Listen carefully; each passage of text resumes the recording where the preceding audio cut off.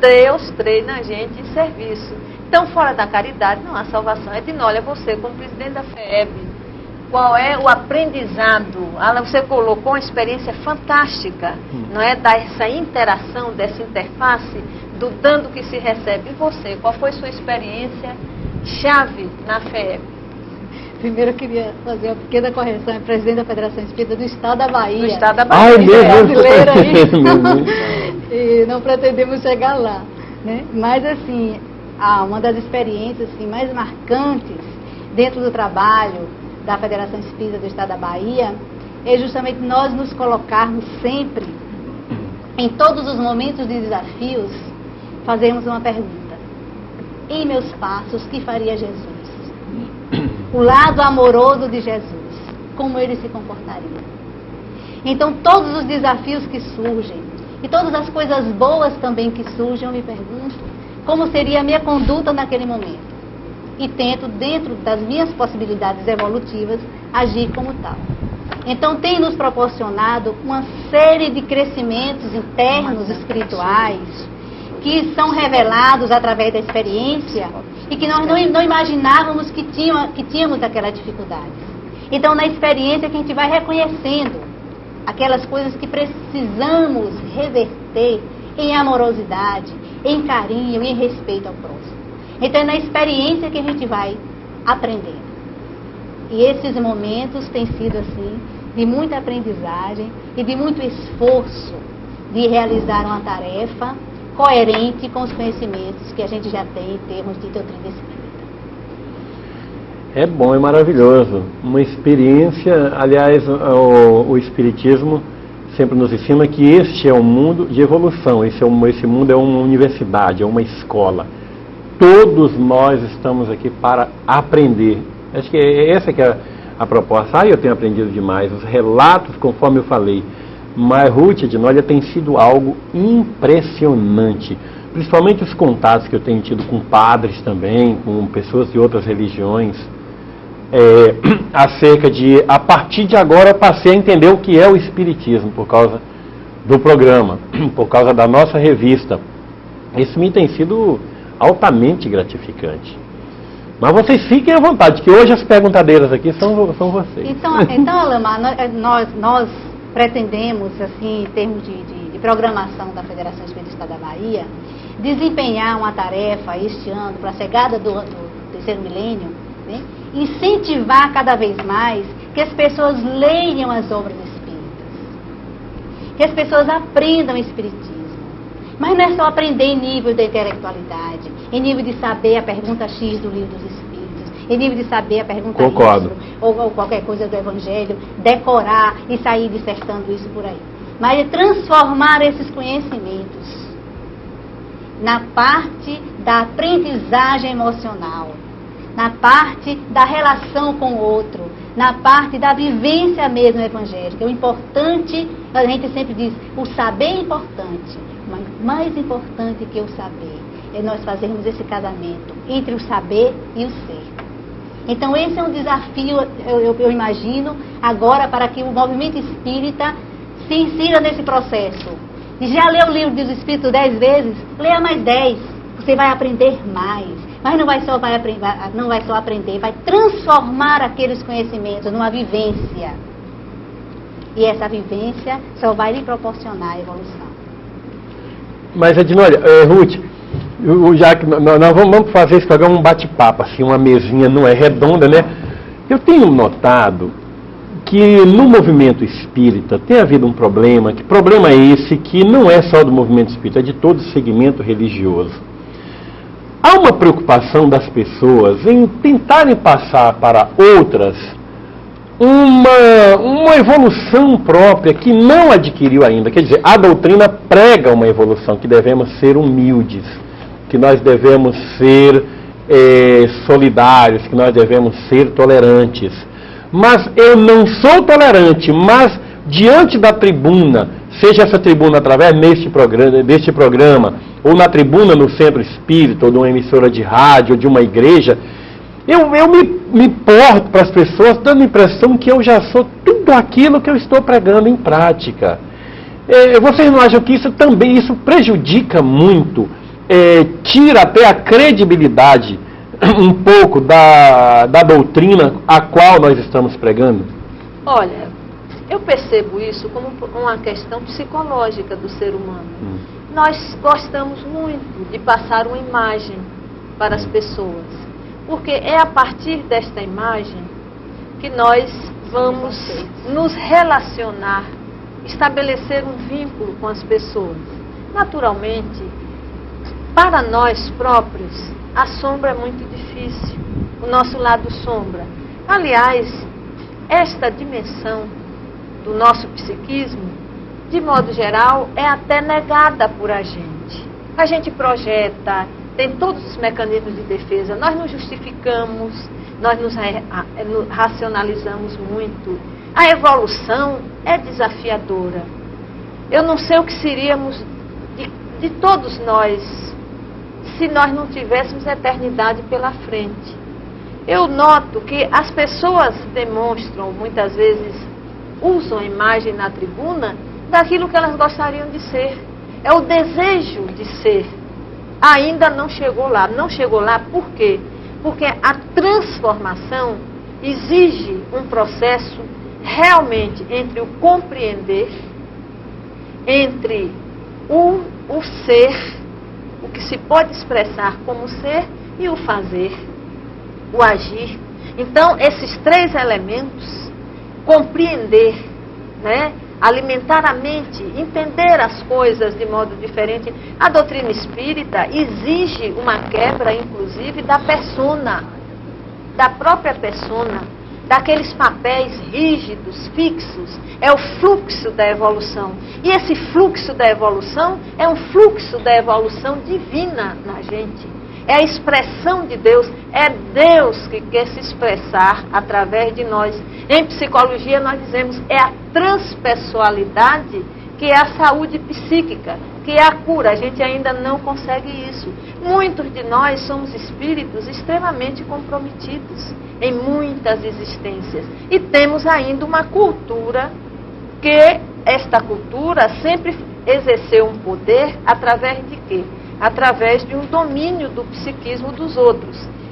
Me permitam, telespectador, lembrar historicamente o seguinte: os egípcios ensinavam às classes mais pobres, as classes que eram escravas, que só o faraó e os sacerdotes possuíam alma. Na Índia se instituiu as castas. Os párias estão fora do âmbito de Deus, vamos dizer assim, quase isso. Então eles não teriam, se não, o Sai Baba mudou a Índia, está mudando a Índia, porque pela primeira vez na história da Índia, os párias estão tendo uma educação primorosa desde o curso pré-escolar até a universidade. Nós estivemos na Índia em 95 e no avião de Bombay para Bangalore, de Bombay para Bangalore, um homem me perguntou, indiano: a senhora está indo ver o Sai Baba? Eu disse: estou sim, indo ver o Ashna. Ele disse: é um homem bom, é um homem santo, mas é um homem que está subvertendo a ordem da Índia. E eu perguntei a ele: como assim? Ele disse: ele está educando os párias. Então, nós também somos carregados de culpa. A nossa religião, por falta ainda, vamos dizer assim, de uma evolução dos próprios religiosos, sejam religiões cristãs, judaicas, sejam as 6 maiores religiões, tem algo de culpa. O que tornou mais leve um pouco foi o budismo. Por exemplo, o conceito da reencarnação, da lei de causa e efeito, trazida do Oriente para o Ocidente, com a tradução da teosofia, do esoterismo, com a escola de Alice Bailey, com a escola de Annie Besant, etc., ainda traz a questão kármica. Nós não estamos entendendo que a lei de causa e efeito é porque nós somos uma expressão divina, nós somos os agentes da criação divina. E em assim sendo, cada experiência tem os dois lados. Tem o lado do prazer e tem o lado da dor. Por exemplo, a psicologia traz uma nota maior para o lado do prazer, no caso da própria psicanálise, por causa das dores profundas dos seres humanos. Mas o princípio, no nosso entender, aprendemos através da doutrina espírita, que o princípio psicológico maior é o princípio da evolução. E na evolução, prazer e dor são interfaces. Como nós iríamos sobreviver se não fosse também a dor? Por exemplo, se eu pego numa brasa sem sentir ou piso em algo contundente que me fira, eu sinto dor e a dor me salva correndo, salva de morrer de algum problema de infecção, de dente, etc, etc. Então as dores morais também nos ensinam muito, mas não são castigos de Deus, porque Deus é amor. Nós estamos aqui para aprendermos a ser agentes da criação divina, co-criadores, né? Conscientemente, porque gradualmente as responsabilidades vão aumentando. Mas Alamar, e você? Como é que você vê, e Edinólia também, essa questão dessa mistura, né, do prazer, da dor, da sombra, da luz, da reencarnação, da desencarnação, enfim, esse aparente dualismo que no fim é uma coisa só. Como é isso na sua experiência no Espiritismo via satélite? Como é, Edinólia, na sua experiência dirigindo a Federação Espírita do Estado da Bahia? Eu gostaria de voltar à pergunta do Alamar, um instantinho só. A preocupação dele em as pessoas falarem e não serem aquilo que estão falando, né? Exato. É mais ou menos isso aí. Mas eu gostaria de pelo menos passar a nossa experiência em termos dessa comunicação com as pessoas, que as pessoas falam aquilo que elas gostariam de ser, aquilo que elas estão conquistando. Não quer dizer que elas já conquistaram aquilo que elas estão falando, mas já é um desejo, já é um esforço, né? Então esse esforço já tem um valor, já tem uma energia positiva para a transformação daquele indivíduo. Então, se nós fôssemos deixar para pregar o Espiritismo, para divulgar a doutrina, para divulgar o Evangelho, depois que nós estivéssemos santos, entre aspas, então estaríamos longe ainda. Então é importante que a gente perceba que todos nós estamos crescendo, estamos nos esforçando para ser melhor. Então, se o que a gente fala não coincide ainda com o que a gente é, oremos por eles. Oremos pelas pessoas. Né? Percebamos como nós gostaríamos que alguém agisse conosco se estivéssemos naquela mesma situação, né? E não imitamos jamais um julgamento. O não julgueis de Jesus, eu acho um ensinamento fantástico, fabuloso nesse sentido. Se o indivíduo não consegue ser na sua intimidade aquilo que ele está querendo, o que ele está dizendo, o que ele está querendo fazer, vamos orar por ele. Ele está querendo mudar. E não somos nós que vamos apontar. E quando a gente aponta um dedo para alguém, 3 voltam para nós. E um para cima. Mas... Então, Alamar, então eu penso assim, que essa preocupação nossa que a gente tem, será que ele faz aquilo que fala e tal, eu acho que deve ser minimizada em função de que todos somos seres humanos, todos estamos nesse planeta Terra, um planeta ainda de provas e expiações, e todos estamos inseridos nesse mesmo contexto. E em razão disso, os sofrimentos, aquelas coisas todas que vocês já falaram aqui, e o esforço é que deve contar. O esforço. O amor que a pessoa prega, que ainda não tem, ele está na sementinha já, para se transformar numa grande árvore. Você colocou algo que eu acho fundamental, que a pessoa não precisa ainda atingir a plenitude, chegar a uma condição crítica ainda para poder pregar. Todo mundo prega de acordo com o que adquiriu agora. Tudo bem, até aí tá. Mas eu prego, mas não, eu acho que não é coerente, eu teria que ter uma limitação nas coisas que eu falo, como por exemplo, se eu estou pregando para vocês, se eu sou um padre, um pastor, um espírita num centro, um pregador qualquer, e me dirijo a vocês, por exemplo, com uma coisa muito simples que muitos usam, que Deus abençoe a vocês todos, que Deus lhes abençoe. Eu já estou adotando uma coisa meio hipócrita aí. É um negócio meio esquisito. Agora, quando eu coloco os que Deus nos abençoe, aí a coisa já fica melhor.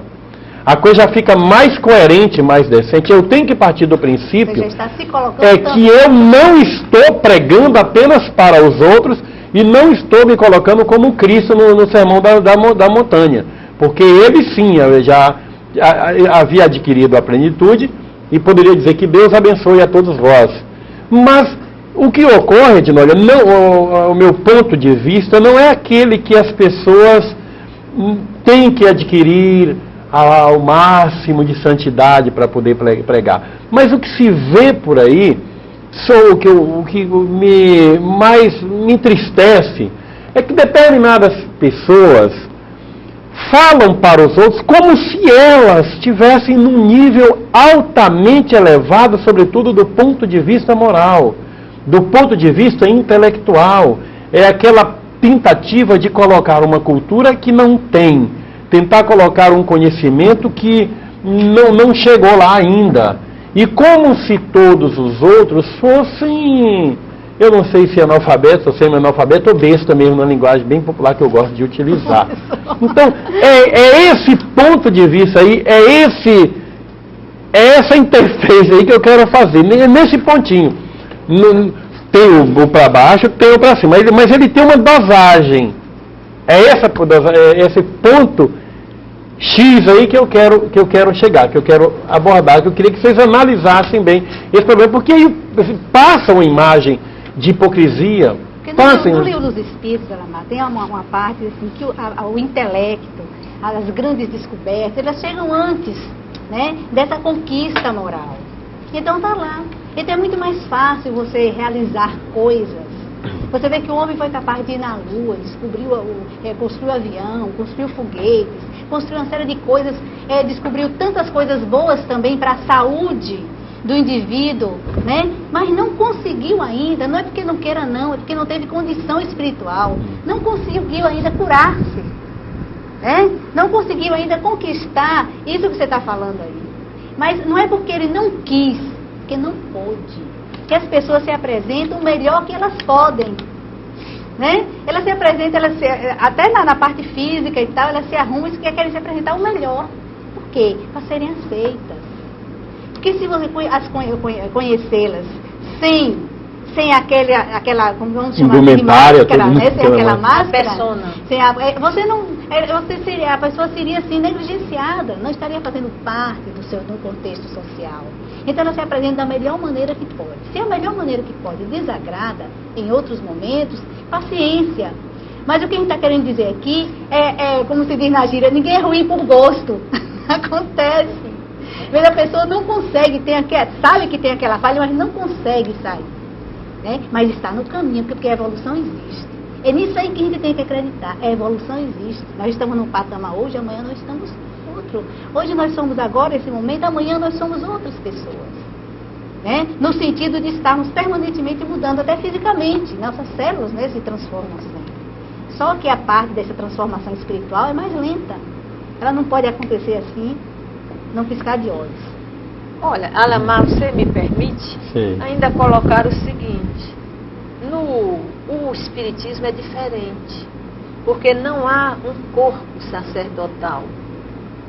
Não há, por exemplo, a Igreja Católica tem os seus sacerdotes. O judaísmo tem os rabinos. O budismo também tem uma hierarquia, né? No Tibete culmina com o Dalai Lama, que é uma autoridade espiritual, realmente, e política. E assim sucessivamente. No espiritismo, não existe hierarquia, não existe corpo sacerdotal, não existe uma pessoa que tenha que passar obrigatoriamente por determinados cursos, por determinados programas para tornarem-se sacerdotes. É um movimento muito livre, que o indivíduo simplesmente compartilha. E é este movimento que vai remontar no Evangelho de Jesus aquela primeira experiência. Quem são os divulgadores do Evangelho do Cristo? Quem são os homens, as mulheres também, do caminho? Né? É Eunice formando a primeira comunidade que uma mulher formou. É Pedro, que é pescador, mas também é a samaritana. É a samaritana daquele povo que é considerado um povo que não tem muito valor perante a estrutura total, quer dizer, não é exatamente valor, ele está fora das 12 tribos, né? E essa mulher que já tivera vários maridos, que ela é a porta-voz de Jesus e vai para o seu povo e dizer que o Messias estava ali, etc. Então, o cristianismo, desde os seus primórdios, é diferente. E o espiritismo, em revivendo o cristianismo, ele não tem exatamente o pastor, um corpo sacerdotal. O indivíduo é livre para divulgar a doutrina espírita. Agora, cada um é responsável. E se nós pudermos sermos coerentes, muito melhor. Telespectador, olha, o ideal mesmo é você ser exemplo para os seus filhos. Para os seus filhos. Não apenas dizerem ao seu filho, não faça isso, e depois você fazer. Não é coerente você se irritar no trânsito e depois dizer ao seu filho que ele deve ter calma no trânsito. Também é bastante, por aí que eu quero. É bastante incoerente. Isso o ideal é que o pai seja, a mãe seja, ou pelo menos diga assim ao filho: olha, isso aí eu ainda não pude. Se eu pudesse, eu não tinha feito isso. É essa questão da humildade. Mas integrar na ação é difícil. É difícil para todos nós. O ideal é isto, porque o psiquismo é complexo.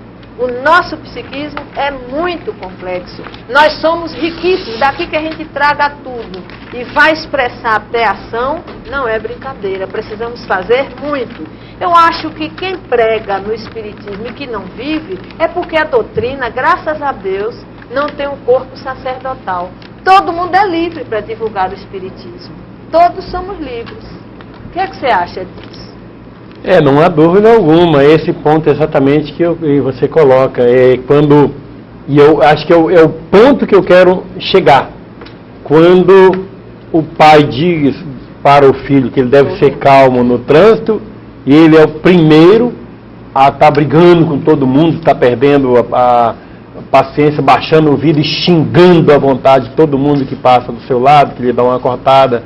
Quer dizer, é essa coisa aí que fica, eu acho que eu não posso exigir de ninguém aquilo que eu não alcancei, que pratique aquela postura. Porque se o remédio fosse bom, se eu tivesse convicção que o remédio seria bom, eu seria o primeiro a tomar. Então, esse é que é o negócio. Eu, por exemplo, eu adoto aqui uma postura de uma linguagem extremamente popular, acessível para as pessoas, porque é assim que eu falo no dia a dia, para os meus, em casa, eu converso, é como eu converso aqui. Pessoal, mas às vezes você é duro no programa, mas às vezes eu sou duro dentro de casa também. Eu não poderia ser aqui uma santidade se de vez em quando eu abro o verbo, em casa eu baixo, sabe? E chamo a mesma atenção. Eu acho que eu estou procurando adotar uma certa coerência. Né? Porque, Ruth, eu vejo um número tão grande de pessoas que já dizem, olha, a gente pergunta, qual a sua religião? Eu não tenho religião, eu não quero. Na verdade, toda pessoa que eu ouço dizer que não tem religião, já passou por várias experiências dolorosas, de decepções, de comprovação de que estava em ambientes, em meios de cegos guiando cegos. Ah, meu Deus, eu queria que isso não acontecesse mais, eu queria que a coisa não fosse dessa maneira. Olha, eu penso assim, quando perguntaram a Jesus, né, onde é que devia adorar a Deus, ele disse que adorar a Deus em espírito e em verdade. Não era em templo, não era nos montes, não era em lugar circunscrito, mas em espírito e em verdade. Então, quando a pessoa vai buscar alguma coisa e que vai atrás de pessoas que também são humanas e tem todas as características do humano enquanto na Terra, então ela não pode querer exigir dele coisas que ele não pode dar. Então, vamos ver o que é que vale mesmo. Vamos estudar, nos esclarecer, porque assim a gente não fica dependendo de pessoas para que nós possamos crescer. O importante é você só se magoa, Alamar, ou só se chateia quem tem a mágoa dentro de si mesmo. Só se chateia quem tem a chateação dentro de si mesmo.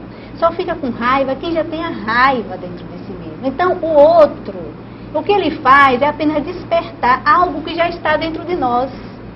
Então, entre aspas, o outro não tem a culpa de nós ficarmos com raiva, ou chateados, ou decepcionados, ou seja lá o que for. Porque isso acontece porque nós somos assim. Eles apenas nos revelaram. Não sei se está dando para compreender. Eles apenas nos revelaram. Então, quando a gente diz, eu não fiquei, porque era cego, guiando cego e tal, e você se chateou, é porque você também se sentiu um cego. Entende? Mas é claro, a pessoa chegou lá cego para ver que as suas vistas fossem, recebesse a luz. E ele estava altamente confiante que ia receber naquela luz e não encontrou aquela luz. Licença, negócio mesmo. Agora me permita fazer uma pequena intervenção. As pessoas, por exemplo, elas vão à igreja católica e querem receber toda a luz. Elas vão à igreja protestante e querem receber toda a luz. Vão ao centro espírita e querem receber tanta luz. Isso é colocar toda a responsabilidade no outro. Por exemplo, um padre. Um padre é um ser humano. Ele teve uma vocação, ele se identificou, ele quis servir a Jesus, ele faz um sacrifício enorme, inclusive no grande esforço pela abstinência sexual. Isso não é brincadeira. Não é fácil, por uma desidentificação, porque um sacerdote, de modo geral, ele já não vai morar em casa, ele vai, inclusive, para onde for convocado pela igreja. Um pastor protestante, de modo geral, também. Só que o pastor tem uma vantagem, ele pode construir a sua família. Isso já é um grande consolo, como o judeu também. Aliás, eu ontem estava lendo sobre a morte da dona Lucy Geisel, que foi a nossa primeira dama, e se de alguma oportunidade, se alguém chegar até ela, eu tenho certeza, Alamar, que o seu programa e você está mandando nesse momento, como a Federação Espírita do Estado da Bahia, um abraço de conforto e de esperança para toda a família. Então, o nosso ex-presidente, o general Geisel, ele diz o seguinte: ele se apaixonou por ela ainda era novinha, os dois primos, né? Primos, uma diferença de idade de 10 anos. Mas ele teve a disciplina, em sendo homem já, fazendo carreira militar no nosso exército brasileiro, de esperar durante 10 anos. 10 anos para ela chegar na idade e ele se declarar verdadeiramente. E então, é contado ali, né? Houve um momento que o presidente Geisel deu uma entrevista à Fundação Getúlio Vargas, uma entrevista histórica, contando fatos da história do Brasil, da sua vida, etc. Então, ele nem pôde, quem é militar, quem faz uma carreira militar, como ele faz, seja no exército principalmente, etc., o indivíduo é enviado para os lugares. Ele tem que ir para onde o exército precisar que ele vá, não é?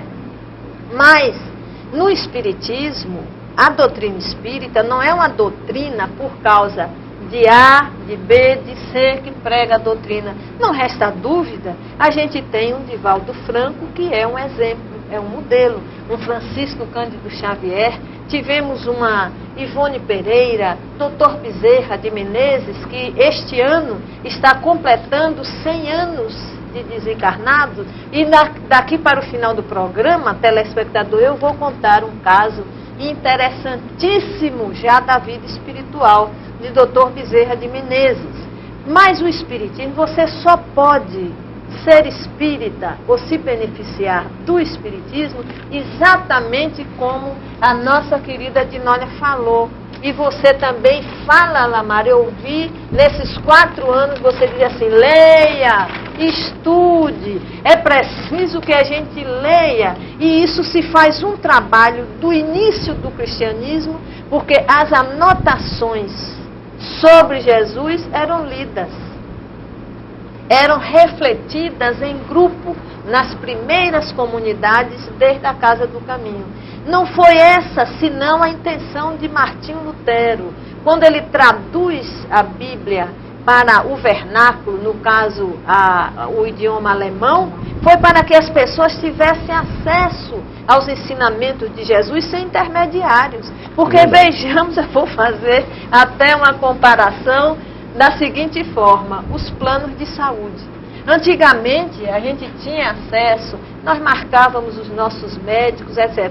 Agora a gente marca o médico, tudo bem, mas o intermediário é o plano de saúde. O plano de saúde. O sistema é esse. Então, entre o médico e o paciente existe um plano de saúde, isso não é brincadeira. Quem não pode pagar é o atravessador. Então, a intenção do Espiritismo é resgatar novamente quem reflete, quem estuda, quem assimila, quem compreende, quem vai viver na dosagem da sua compreensão, você, telespectador, nós que estamos aqui. Quanto mais a gente estuda, como a Dinólia diz, eu li o livro dos Espíritos 10 vezes, né, Dinólia? Leia mais 10.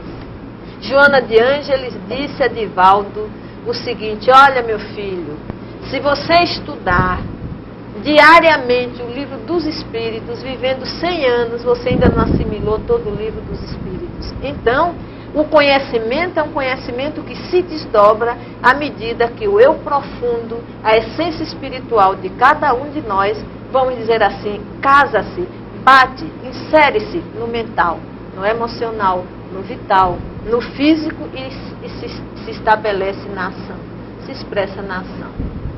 Eu sei que você está aí com muitos fax, ainda tenho perguntas curiosas. Para você, Alamar, são tantas perguntas. Por exemplo, quais os momentos mais gratificantes do Espiritismo via satélite?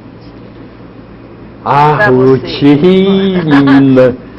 Essa agora, o momento mais gratificante. Os momentos. Menina, eu vou te dizer uma coisa. Eu já derramei algumas lágrimas aqui nesses 4 anos, viu? Principalmente nos casos daqueles abortos marcados para segunda-feira, tudo certinho, o aborteiro já contratado, a menina já tinha conseguido o dinheiro com o namorado que emprestou de não sei quem, tomou até do agiota, estava tudo certo, tudo marcado, 4 horas da tarde certinho, e ela sem saber por quê, estava na sua antena parabólica, e pela primeira vez eu esse tal desse programa, e nós estávamos falando exatamente sobre isso, e ela evitou.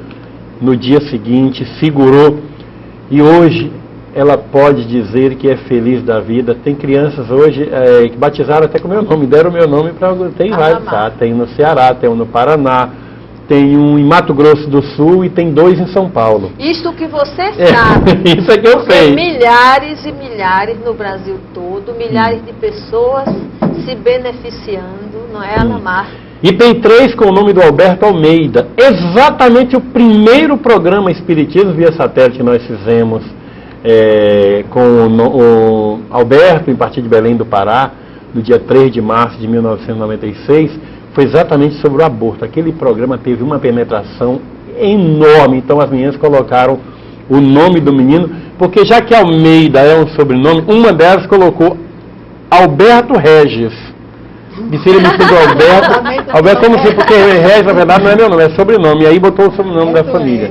Então tem vários casos. Tem casos de pistoleiros que deixaram de matar, caso do programa. Tem coisa maravilhosa, como esse fax que eu recebo no nosso querido Carlos Lopes, lá de Minas Gerais. Olha o que ele diz: Alamar, não canso de dizer, me tornei espírita por causa do espiritismo via satélite. No Centro Auxiliadores Espirituais, onde frequento, ninguém te conhecia, e nem a revista.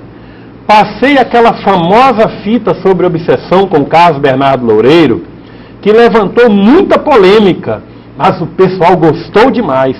Parabéns a você, ao Carlos Bernardo e aos maravilhosos entrevistados que você sempre traz. Observação: há mais de um mês pedi o livro analisando as traduções bíblicas e até hoje não recebi o boleto. O que houve? Carlos, eu quero agradecer para você pelo carinho que você sempre manifesta todos os domingos. E tem vários fax seus aqui. Hoje você está aproveitando, porque é só fax que a gente está atendendo hoje, porque os telefones estão todos ligados. Está tudo funcionando. Não tem a gente para atender os telefones. E eu vou ler outras observações suas.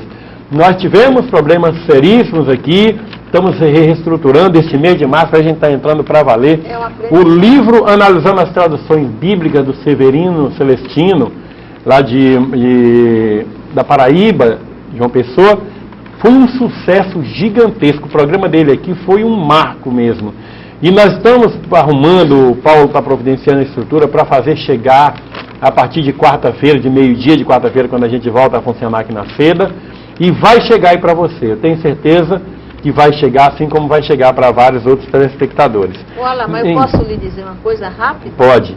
Dizer aos telespectadores de todo o estado da Bahia, também de Sergipe, os lugares mais próximos, que o nosso querido Severino vai estar em Salvador nos dias 6 e 7 de março, dando... 6 e 7 de março, agora de maio, de maio, né? De maio, é mesmo. Desculpe, 6 e 7 de maio, por favor, anotem e providencie a vinda para Salvador. 6 e 7 de maio, o nosso querido Severino Celestino da Silva vai estar dando um curso aqui na Federação Espírita do Estado da Bahia, justamente sobre as traduções bíblicas. Opa, que beleza. Deixa eu ver só mais um outro fax aqui. 5/3/2000, esse aqui vem de Capão Bonito, São Paulo. Olá, Mara, parabéns pelo aniversário do programa. Nesses 4 anos aprendemos muito com vocês. Abraços a todos e beijo ao Albert Alan. Lá, olha aí. A você, nosso carinho, nosso amor, Xisto e Luiz. Ô Xisto, que bom, hein? Obrigado pelo seu carinho também para conosco. E outro fax aqui. O programa Espiritismo via Satélite tem boa audiência aqui na cidade de Arco Verde, Pernambuco e região. E ao mesmo tempo queremos parabenizá-los pelos 4 anos deste programa tão benéfico. Pedimos que divulgue esse convite.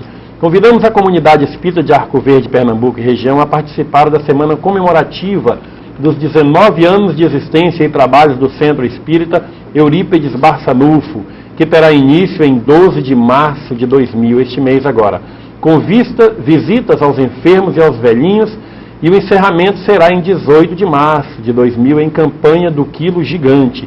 Muita paz para todos. Quem manda é a Mônica Miro, secretária do Eurípides Barçanufo. Tem mais outros fax grandes aqui que eu vou dar uma lida no decorrer do programa. Mas deixa eu avisar de novo alguma coisa para vocês. Olha, neste mês de março nós estaremos recebendo aqui a visita do presidente da Confederação Espírita Pan-Americana, John Aispurua, que virá ao Brasil exclusivamente para uma entrevista em nosso programa.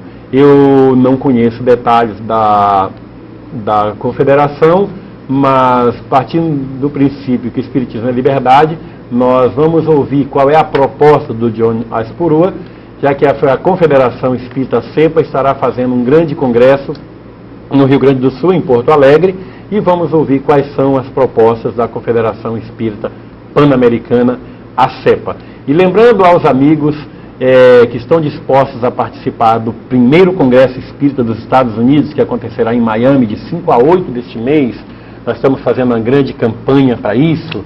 É o grande congresso, a realização do Conselho Espírita dos Estados Unidos, tá? Vai ser uma rara beleza. E a SEDA preparou um pacote, aquele pacote mais espetacular que eu já conheço em termos de pacotes turísticos. Nós fizemos campanha com convênio com as 3 companhias aéreas, a Varg, a Transbrasil e a TAM, todas 3, e o nosso preço, gente, está excelente, mas não deixe para a última hora, porque este preço que eu divulguei semana passada, estou divulgando hoje, é um preço com número de vagas limitadas nos aviões, $1.250. Estão falando em 1.600, 1.800, até $2.000 para o mesmo pacote e para o mesmo congresso. O nosso pacote vai ser de 7 dias, com 3 saídas do Brasil. Uma no dia 2 de outubro, que seria o grupo de 2 a 9. Outro no dia 3, que seria o de 3 a 10. E outro do dia 4, que seria de 4 a 11.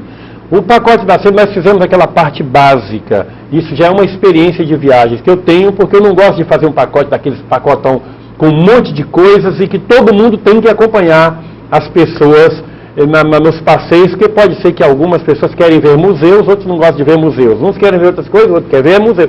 Aí fica aquela confusão. Nós deixamos à vontade. Até carro para aluguel, carro livre à disposição das pessoas, nós temos em Miami.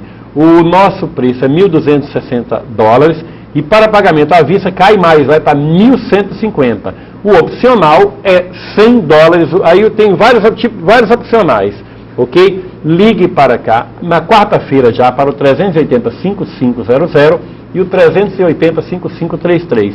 Ou passe um fax para o 380-5531, que o nosso fax já está funcionando, já que o fax depende da central telefônica, e peça maiores informações que o Juraci, o homem daquele nariz que chega primeiro, vai atender você tranquilamente para reunirmos e fazermos essa festa bonita. Vamos prestigiar o movimento espírita, o crescimento do movimento espírita nos Estados Unidos, e vamos ver se a gente bota 5.000 pessoas lá, realmente no centro de convenções do Hotel Hyatt em Miami. Vai ser uma beleza. Os palestrantes, eu repito, eu volto a falar para vocês, é o Divaldo Franco, Raul Teixeira, daqui do Brasil, eu estarei lá no meio também, o Sérgio Felipe, de São Paulo, John Zélio, dos Estados Unidos, Edwin Bravo, da Guatemala, Janete Duncan, da Inglaterra, o Roger Pérez, da França, Maria Grácia Simões, do Panamá, Ana Carolina, da Argentina, Miguel Sardano, de São Paulo, Raul Teixeira, do Rio de Janeiro, Marlene Nobre, de São Paulo, Charles Kempf, da França, Santiago Gênio Mateu, da Espanha. E vai ser um evento de rara beleza. Do Brasil tem também o Altivo Ferreira, Nestor Mazotti, Divaldo e Raul Teixeira. Vamos firme, vamos participar desse evento. Maiores detalhes vocês podem adquirir aqui mesmo com a seda. Mas nós temos um evento também aqui em Salvador agora, né, Ruth, que é a Conferência Espírita Brasil-Portugal. Fala, como é que vai ser o evento? Bem, eu acho que seria bom a Edinólia falar, depois eu também posso falar, ou começa. Bem, a Conferência Espírita Brasil-Portugal é em comemoração aos 500 anos do descobrimento do Brasil. O tema, Amor e União, base da ação espírita no século XXI. Eu reconheço como o maior evento espírita que tenha sido realizado até agora pelo movimento espírita, no sentido específico do funcionamento do centro espírita, da compreensão do espiritismo e para unir povos de língua portuguesa. É promovido pela Federação Espírita Brasileira, pela Federação Espírita Portuguesa, com apoio do Conselho Espírita Internacional, e a Federação Espírita Brasileira cabe apenas a execução. Né? Então, vamos ouvir Edinólia um pouco sobre a conferência, Edinólia. Bem, essa conferência surgiu depois de um convite que nós tivemos da Bahia Tursa para realizar aqui em Salvador o terceiro Congresso Espírita Mundial. Acontece que o terceiro Congresso Espírita Mundial já estava agendado para Guatemala. E nesse ínterim nós tivemos a ideia de aproveitar o convite e também aproveitar a data para comemorarmos os 500 anos de Brasil. Mas não 500 anos históricos apenas, mas uma reflexão dos espíritas de como estamos fazendo ser divulgada a doutrina dentro da sua singularidade e da sua proposta de evolução e de liberdade. Então, é mais uma reflexão do que uma comemoração. É uma confraternização dos espíritas de língua portuguesa, onde nós teremos a oportunidade de assistir a várias pessoas, como Raul Teixeira, nosso Jorge Andréa dos Santos, nossa Ruth Brasil, que está aqui presente, Humberto Ferreira, que é do Goiás, Arnaldo Costeira, que é do Portugal, Geraldo Guimarães, Juan Antônio Durante, que é da Argentina, e enfim, Dora Encontre, do São Paulo, José Passini, Maria Isabel Saraiva, que é também de Portugal, e vários outros companheiros que estão inseridos no contexto do movimento espírita, que estarão presentes aqui. Agora, o mais importante da conferência é esse encontro. A gente sempre diz que os conteúdos são as estratégias que a gente encontra para reunir. Mas, além dos conteúdos, o que a gente deve valorizar é estar presente, é compartilhar experiências, é compartilhar amizades, estabelecer elos. Isso é importante para nós vermos que nós não estamos sozinhos na tarefa, mas existem muitas pessoas que estão interessadas nesse crescimento do movimento espírita. Então a Conferência Brasil-Portugal vai ser um marco histórico na nossa história. E como o Brasil nasceu aqui, nada mais coerente do que essa conferência ser aqui também na Bahia. Então a Bahia é o berço do espiritismo no Brasil. A Bahia é o berço também da divulgação espírita do Brasil através do nosso José Olímpio Teles de Menezes. Então é pensando nessas características que o povo baiano tem, de ser os batalhadores primeiros, de desvendar as maiores dificuldades, para que nós possamos realizar esse evento dentro da mais perfeita fraternidade possível, de acordo com o nosso nível de evolução espiritual. Todos estamos convidados para comparecer a essa conferência. A abertura será no dia 16, às 20 horas, com a palestra do nosso companheiro e amigo Divaldo Pereira Franco. O Carlos Lopes me manda outro fax lá de Minas Gerais. Ele diz um negócio interessante. Alamar, já faz algum tempo tenho observado um padre chamado Cleodon, da TV Século XXI. Percebi sua dignidade e caráter nas suas pregações. Sempre mando fax para ele, do mesmo jeito que mando sempre para o seu programa, me identificando como espírita. E fizemos uma grande amizade. Ele, como padre, continua não aceitando a reencarnação, como eu também não concordo com certas práticas católicas. Mas isso só serviu para a nossa amizade crescer. Nós, espíritas, não analisamos pessoas pelo rótulo religioso, e sim pela dignidade e caráter. O que tem que ter rótulo é lata de salsicha, de ervilha, de doce, etc. e tal. Um grande abraço do seu amigo de outras vidas, Carlos Lopes, São Lourenço, Minas Gerais. Olha, o Lopes aqui está participando. Tem coisas interessantes. Falar em padres, viu, Ruth? Você me perguntava antes a respeito de momentos de alegria. Hoje nós temos 38 padres assinantes, 39 padres assinantes da revista Visão Espírita. E esses padres, eles quase todos, nem todos, porque alguns já vêm estudando o Espiritismo há algum tempo, as obras básicas, porque são pessoas honestas que procuram conhecer antes de tirar conclusões. Mas a maioria deles era considerada, ele disse, nós somos aquilo que você chama como detratores, nós éramos os detratores, porque eu costumava falar, eu achava, a minha experiência de vida achava que Espiritismo era uma coisa, e depois eu fui perceber que era outra, assim como os 32 pastores assinantes da revista. Eles chegaram à conclusão seguinte, bom, nós temos um compromisso, acima de tudo, com a verdade, porque o nosso orientador é Jesus, o nosso Deus é Jesus, então ele nos recomenda a verdade, decência, coerência, honestidade. E já que, queira ou não queira, a gente sempre fica com uma coceirinha no dedinho, no controle remoto, para botar também no seu canal, para ver, já que você é o único programa espírita que tem no Brasil, hoje já temos o do Joel também antes, nós não custa nada escutar. Porque já que está falando sobre Jesus, e vocês têm feito umas colocações aí que têm mexido com as nossas estruturas, graças ao nível dos palestrantes, dos entrevistados que eu tenho procurado trazer no programa, e as pessoas, bom, esse argumento aí está coerente com o que eu penso, com o que eu quero, com o meu ponto de vista, mas o espiritismo que eu imagino é diferente. A primeira ideia que vem neles é de que esse espiritismo mostrado pelo Espiritismo via satélite é uma facção, é um tipo de espiritismo. Um espiritismo diferente que arma aqui na Bahia, como se fosse um espiritismo do sétimo dia, um espiritismo da linha XYZ, alfa, não sei o que, qualquer coisa. E não haviam percebido antes que este é que é o espiritismo. Com a sua experiência, a experiência de nós, a experiência de André Luiz Peixinho, de José Medrado, de Rui Diamantino, de Divaldo Franco, de José Raul Teixeira, o pessoal fica, meu Deus, mas essa filosofia de vida me interessa. Então esses homens foram procurar conhecer as tais obras básicas que se Alamada dizendo tanto, falando tanto, eu vou conhecer. E é quase uma unanimidade, Ruth. A partir do momento que eles passam a ler as obras com atenção, com cuidado, com absoluta isenção, eles falam, meu Deus, eu percebi que coisa maravilhosa.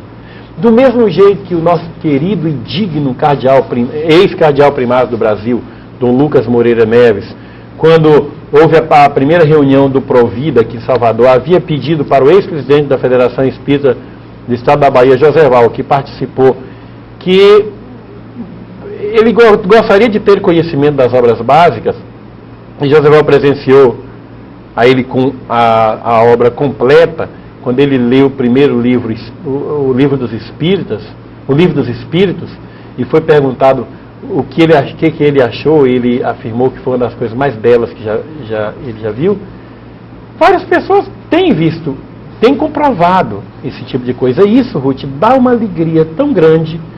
É uma alegria porque o nosso objetivo não é fazer proselitismo, não é aumentar o número de adeptos espíritas, que o espiritismo não é uma religião comercial, não depende de quantidade de pessoas, porque não tem aquele negócio, aquela doação do traz dinheiro, tem o dízimo, tem essa coisa, essas coisas são adotadas por outras religiões.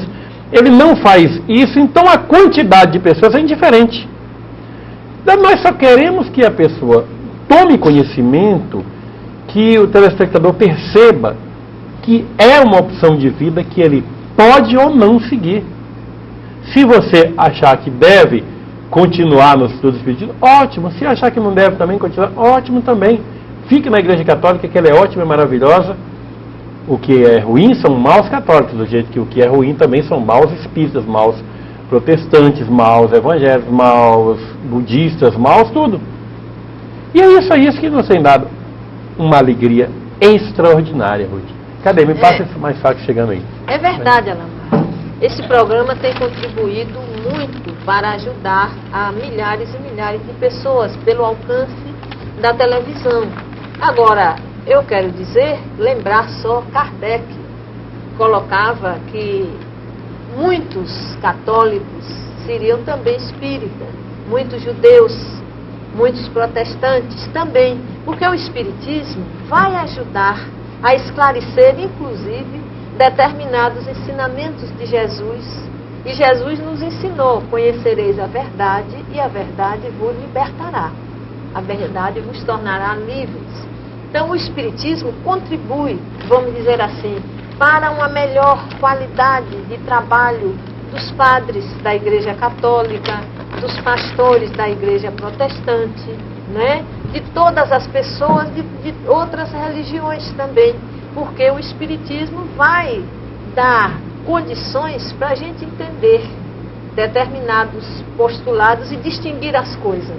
Os princípios espíritas, Deus, evolução, mediunidade, comunicabilidade entre os espíritos, imortalidade da alma, etc. Isso se encontra em todos os livros religiosos, em todas as religiões. E se precisa de um esclarecimento para se trabalhar melhor nas suas igrejas. Um padre vai saber, ou aquele sacerdote da Igreja Católica Apostólica Romana, ou da Igreja Brasileira, etc., ele vai saber que ele tem uma tarefa, ele tem um compromisso com a Igreja Católica. Não é por acaso que ele está ali, ele tem uma responsabilidade com a sua comunidade, e por isso mesmo eu quero dizer aos padres, de maneira muito especial, as freiras, muitas freiras, elas têm feito um trabalho magnífico nos hospitais, nas escolas. Dúvida, claro. A Igreja Católica contribuiu muito. Aliás, todos nós aqui do Brasil, a primeira religião que nós conhecemos foi a religião trazida, o cristianismo trazido pela Igreja Católica, porque era o possível na época, né? Aqui foi rezada a primeira missa, aqui na Bahia. Então, queridos telespectadores, eu quero dizer aos padres que sentiram a vocação, se dedicam e sabem que exige um sacrifício, a vida sacerdotal exige um sacrifício, que eles são muito importantes.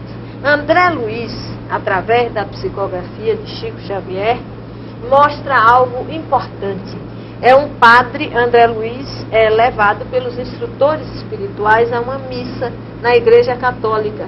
Existe um padre que está oficiando esta missa, mas ele o faz com tanto fervor, com tanta sinceridade, que no momento que ele eleva o ostensório, no momento que ele eleva a hóstia, a sua mão está envolvida em luz. E cada hóstia que ele vai dar à pessoa, aquela hóstia ganha uma vibração luminosa também, inclusive da presença de outros sacerdotes evoluídos que estavam ao seu lado. Então, o sacerdote católico, ele pode fazer muita coisa. A confissão é um momento que o indivíduo tem para contar suas coisas íntimas. A igreja também tem evoluído. E nessa evolução, certamente, a igreja se beneficia do conhecimento espírita, que é para todo mundo. Sem dúvida, é um fato, Ruth.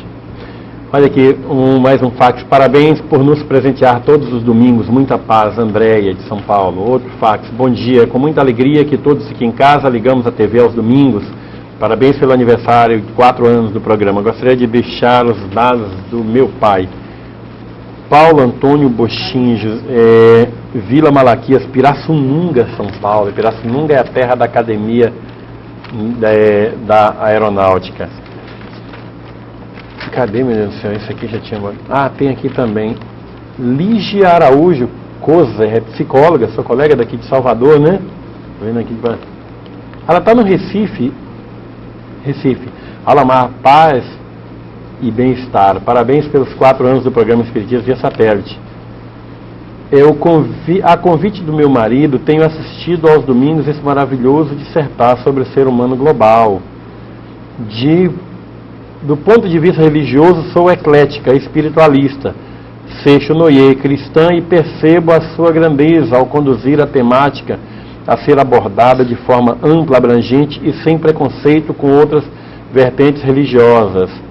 Temos aprendido muito. Hoje, ainda mais contente com a presença da Ruth Brasil, que, como eu, é terapeuta de regressão e transpessoal. Um abraço fraterno para você e todos que estão nesta rota de iluminação. Muito obrigado, Lígia, pelo seu carinho. Olha, recebi um material maravilhoso que você mandou também para mim. Você está aí no Recife, nessa terra bonita, e venha visitar a gente assim que você voltar para Salvador. Menina, eu também quero agradecer a Lígia, viu? Por essa referência. Muito obrigada, querida colega. E que nós possamos trabalhar ajudando efetivamente a todos aqueles que nos procuram no nosso consultório. Quero mandar um abraço a todas as pessoas da área de psicologia e, como sempre, Alamar, você me permite, eu tenho certeza que a nossa terra, Caldas de Cipó, essa estância hidromineral, está também mandando um abraço pelo nosso intermédio, pelos 4 anos do Espiritismo via satélite. Ah, diz que a audiência lá é grande também, né? Aqui no interior da Bahia, né? Caldas de Cipó, beleza. Caldas de Cipó. Falar em Caldas de Cipó, interior da Bahia, eu quero mandar um abraço para os amigos de Macaúbas. Meu amigo Gerson, médico, ginecologista, que trabalha aqui na Cidade da Luz e está retornando para Macaúbas. Disse que na audiência é muito grande, aí pertinho de Rio de Contas também, na Chapada Diamantina. O meu beijo, meu abraço carinhoso a essa gente maravilhosa aí. Qualquer hora eu vou aí fazer uma visita para vocês e, para variar, comer um biscoitinho diferente, uns requeijãozinhos que não faz mal a ninguém. Pois é, mas Ruth, hoje está muito... Estão falando muito em parapsicologia, né?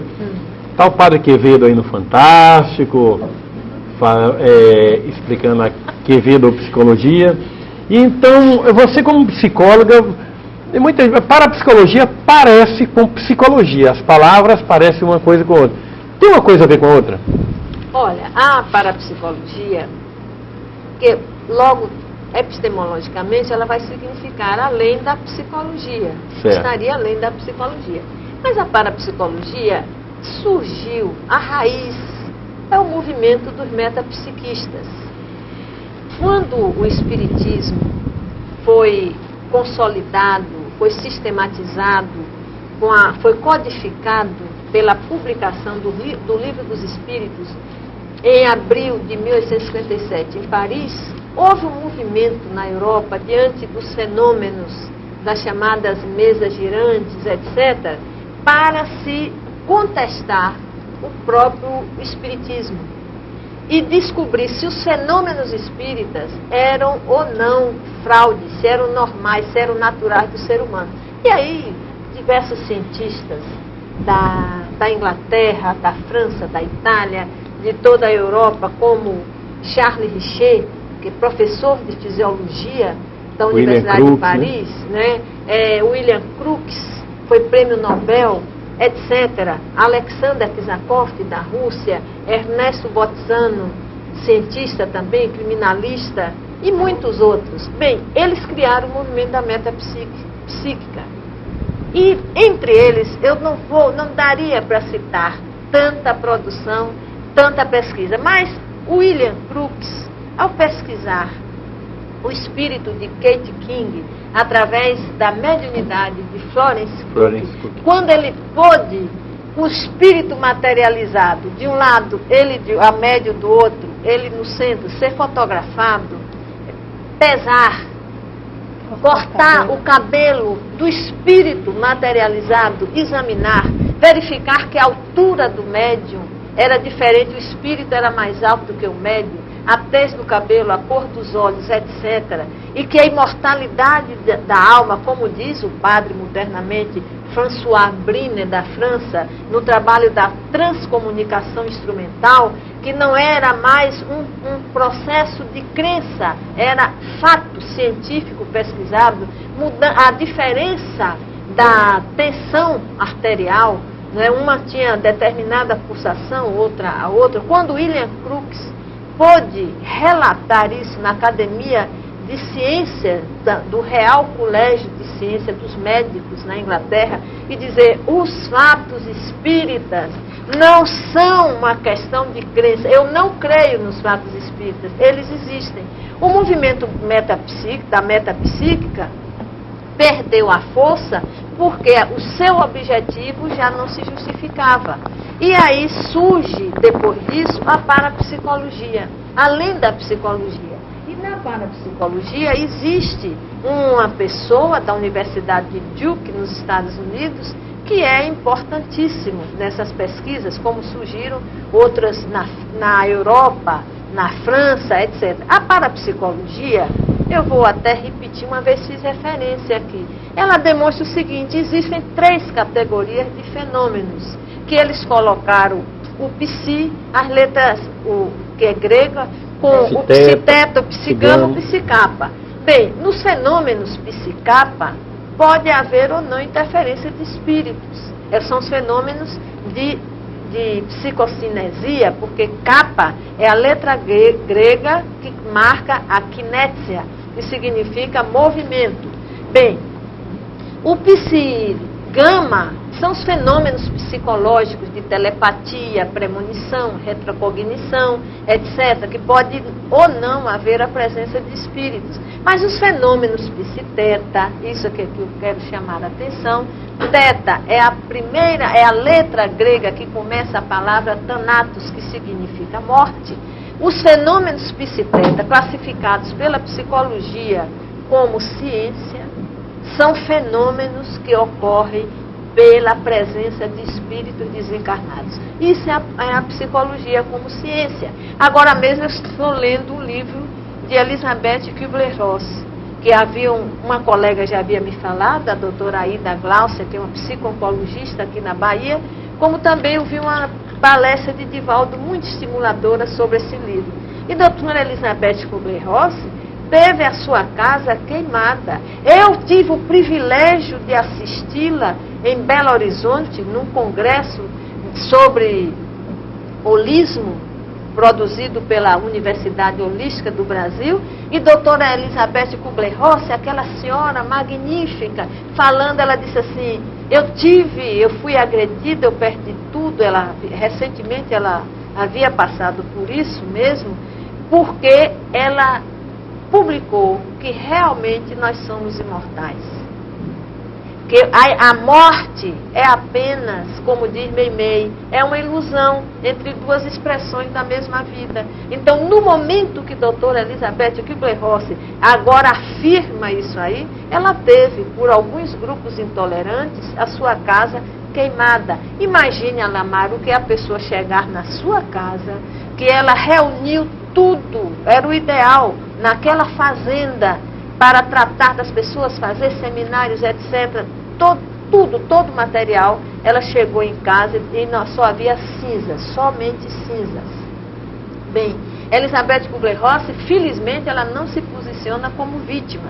Ela diz, tudo isto é um aprendizado. E como a fênix, ela ressurge das cinzas e publica este novo livro, não é, que é um monumento, chama-se Roda da Vida. A Roda da Vida é belíssimo, é a sua autobiografia.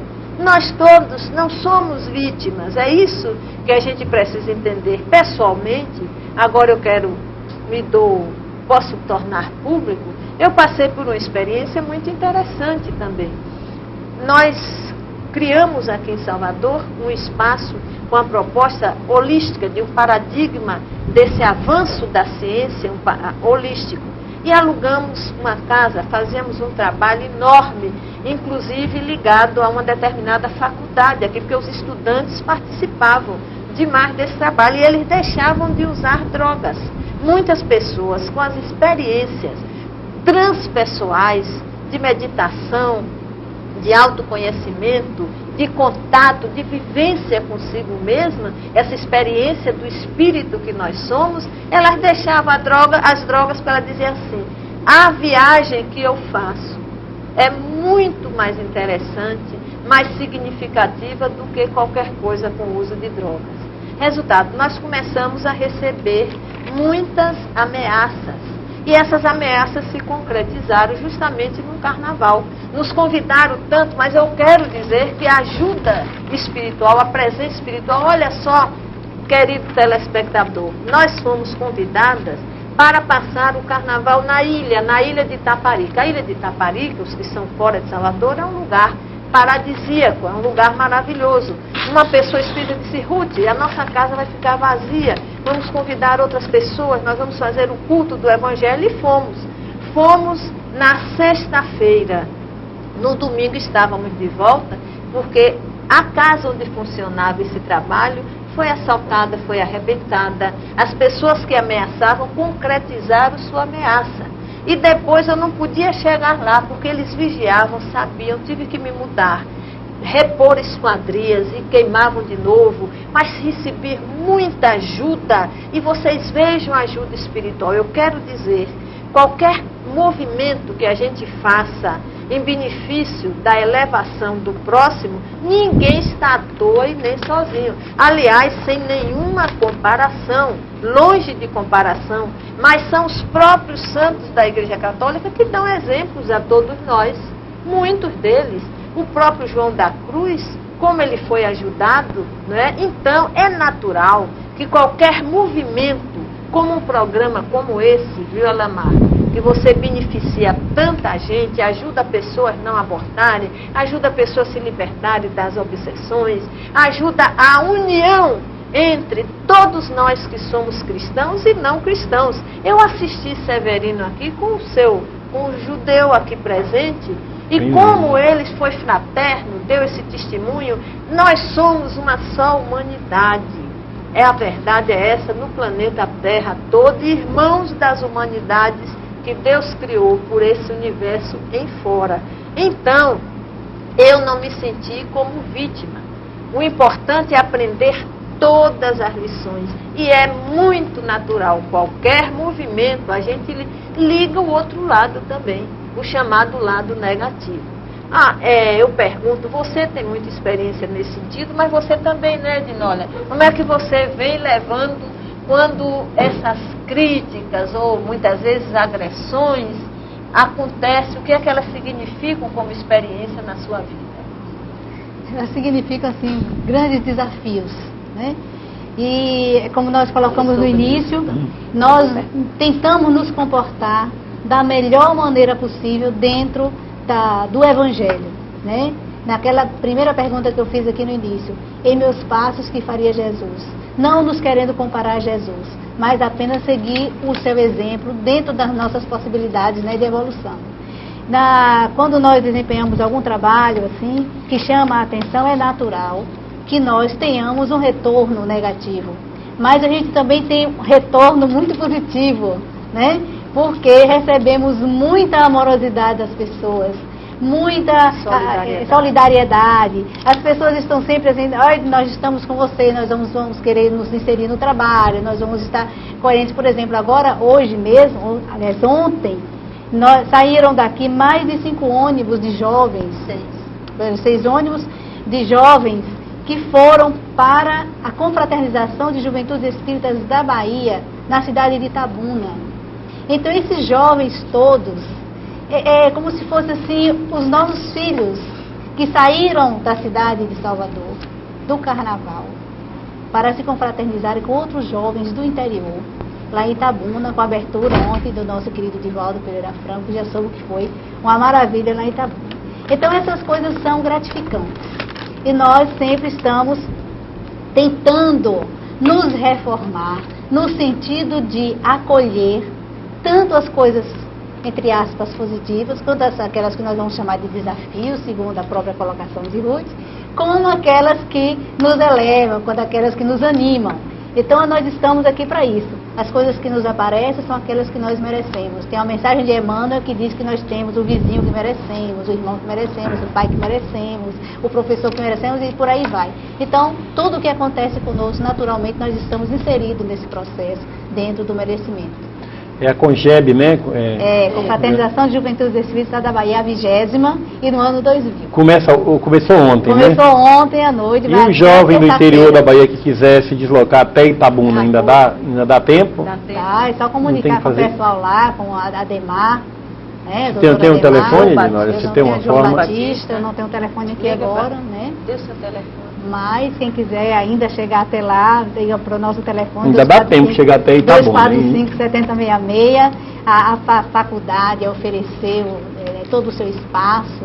A reitora, com muita boa vontade, queria até agradecê-la agora pela boa vontade que teve em acolher naquela faculdade grande que fica entre Itabuna e Ilhéus, ali, né? É a Universidade Santa Cruz. Então ela ofereceu todos os espaços reformados, tudo novinho, maravilha. Está sendo num lugar assim privilegiado esse encontro de juventude. Que maravilha, hein? Recebi alguns fax aqui. Um da Sociedade Espírita Divulgadora Cultural, Clube do Livro Espírita Fonte de Luz, em Santa Maria, no Rio Grande do Sul. Falar em Santa Maria, eu quero agradecer os convites dos amigos aí de Caxias do Sul para participar da Festa da Uva. Infelizmente eu não pude sair de Salvador nesses dias. Eu gostaria muito de estar aí com vocês, recebendo esse carinho gaúcho, hein? Ao programa Espiritismo via satélite, caro amigo Alamar e equipe, a Sociedade Espírita Divulgadora Cultural, engajada na tarefa de contribuir com a divulgação da mensagem espírita, mandou imprimir o folheto Conselhos para uma Vida Mental Sadia, colocando-o à disposição das entidades espíritas que poderão solicitá-lo por meio de carta, telefone ou fax. Os folhetos são gratuitos. Pede-se unicamente o auxílio com selos, pois as despesas postais são elevadas. Ao ensejo do 4º aniversário desse maravilhoso programa, auguramos a essa operosa equipe da Seda continuidade na obtenção do merecido êxito em todas as suas atividades, sob as bênçãos do alto, abraçando a todos, fraternalmente, Antério, Eike. O Antero, mais uma vez, obrigado pelo seu carinho de sempre. E você que está interessado nesse material bonito que o Antero coloca à sua disposição, anote o telefone e ligue para lá, pegue a caneta, o telefone e o fax.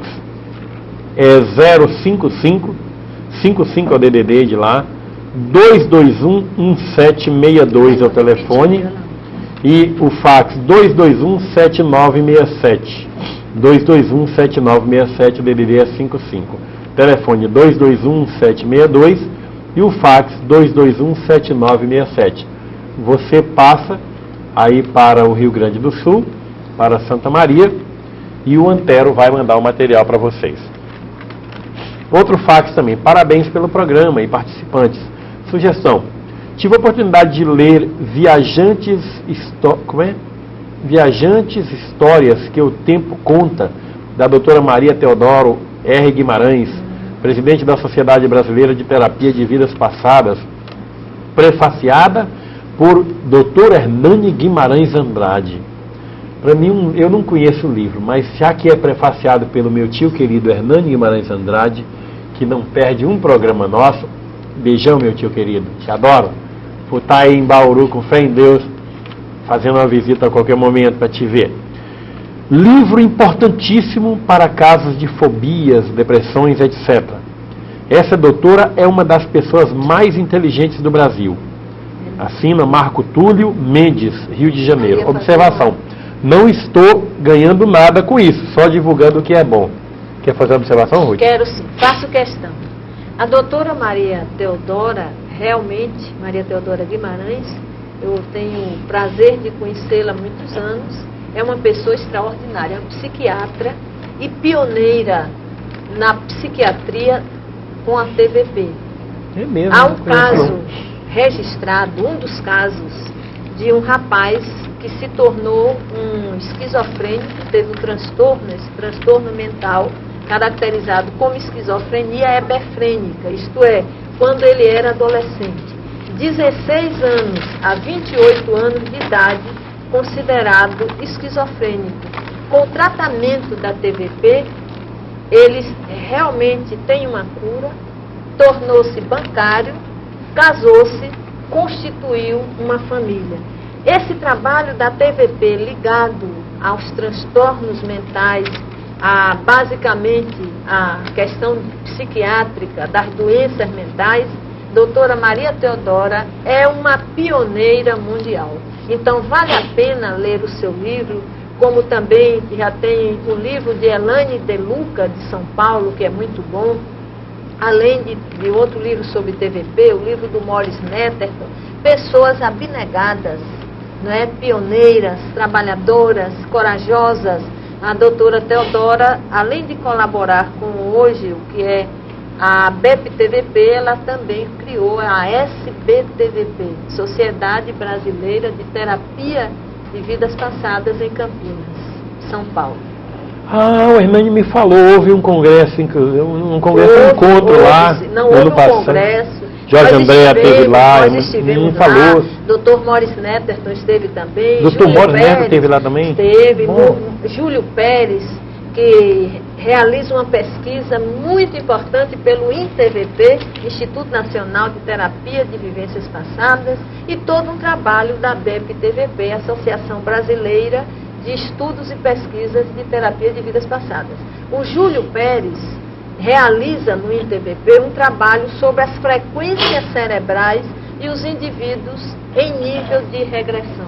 Quando eles se encontram relatando vidas passadas, coincidentemente, as ondas que se registram são as ondas teta. Isso é muito significativo em sentido de neuropsicologia. Você está aí com outros fax, né? É uma de Santos que chegou aqui. Isso aqui é da nossa amiga de Santos, Magda Diegues, acho que é isso. Santos, 5 de março de 2000. Caro amigo Alamar, em primeiro lugar quero parabenizá-lo pelo aniversário do programa Espiritismo via satélite. Obrigado. Através do qual muitos irmãos estão despertando para a realidade da nossa existência terrena. Sou professora e espírita e gostaria de sugerir, se possível, que você convidasse para uma entrevista no seu programa a jornalista e pedagoga espírita Dora Encontre. A Dora já esteve aqui conosco, foi uma maravilha e é sempre convidada nossa. Assim que tiver disposição, estamos de portas abertas para ela. A Dora é autora do livro Educação Segundo o Espiritismo, o qual deveria na realidade ser conhecido por todos os educadores, pois só uma educação corresponde às exigências da era cósmica, a educação espírita. Já que temos através do seu programa essa oportunidade sublime, por que não divulgá-la? Que a bênção do Senhor se faça sempre presente nos seus programas através da assistência espiritual. Muita paz a todos, da telespectadora e amiga Magda, acho que é Diegues, acho que é isso. Obrigado, Magda, pelo carinho, pela sua atenção. Ela vai estar na conferência, viu? Dora Encontre vai estar na Conferência Espírita Brasil-Portugal. Nós estamos aqui com a programação. Que beleza. E ela vai abordar o tema, a influência de Pestalozzi eu gosto muito da Dora, a Dora é maravilhosa. Na formação do codificador. Kardec, como sabemos, foi aluno da escola de Verdun, na Suíça, né? E foi O aluno grande de Pestalozzi.